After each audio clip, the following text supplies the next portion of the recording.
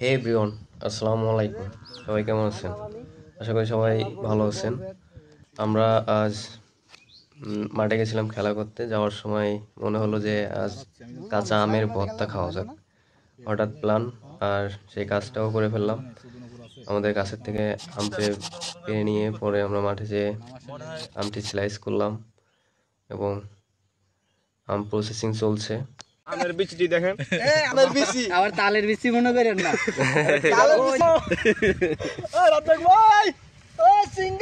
সিঙ্গাম কাটে কি কাটিং এটা? জাদুকর কাটিং, জাদুকর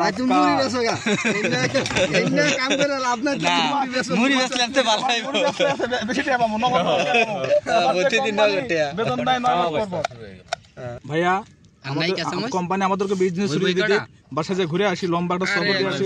কক্সবাজার যাবো, কক্সবাজার দূর হবে, কক্সবাজার। আমাদের আরিফ ভাই মরিচটি কাটিং করতেছেন এবং আমাদের আমও স্লাইস করা প্রায় শেষ।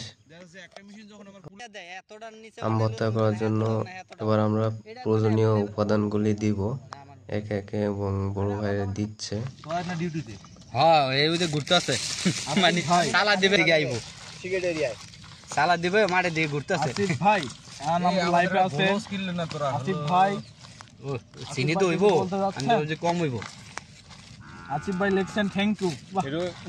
ফোন দিলাম দাদা ভাই, শুনে আসি। আরে মিয়া সেই সাথ খায়া দেখেন, দেখছেন পানি ছেড়ে দিছে, পানি ছেড়ে দিছে, পানি কি কি করবেন?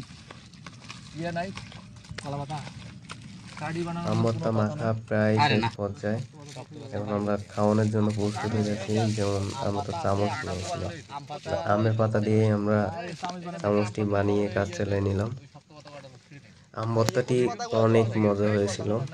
দেখুন বড় ভাই শেষ পর্যায়ে আমরা থেকে আমের যে জোলটা থাকে না, মাখার পরে যে জোলটা হয়েছিল সেটাও বড় ভাই খাচ্ছে। তাহলে বুঝুন যে কতটা স্বাদ হয়েছে। ধন্যবাদ সবাইকে এতক্ষণ আমাদের সাথে থাকার জন্য। ভিডিওটি ভালো লাগলে অবশ্যই আমাদের চ্যানেলকে সাবস্ক্রাইব করে দিবেন।